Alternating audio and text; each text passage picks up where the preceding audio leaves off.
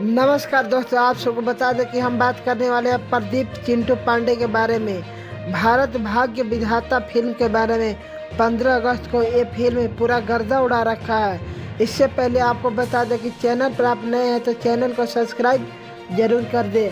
आप सबको बता दें कि प्रदीप पांडे चिंटू का फिल्म भारत भाग्य विधाता बिहार झारखंड में 18 तारीख को रिलीज किया जाएगा और बाकी जगह ये फिल्म रिलीज कर दिया गया है। दर्शकों द्वारा खूब प्यार मिल रहा है।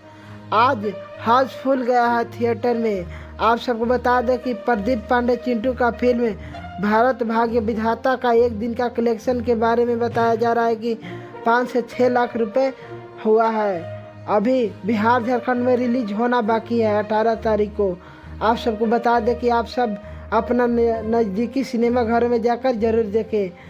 बहुत ही अच्छा ज़बरदस्त फिल्म है। आप सबको बता दें कि प्रदीप पांडे चिंटू का फिल्म भारत भाग्य विधाता 15 अगस्त के शुभ अवसर पर रिलीज किया गया है। उत्तर प्रदेश के सिनेमा घरों में पूरा धमाल मचा रही है।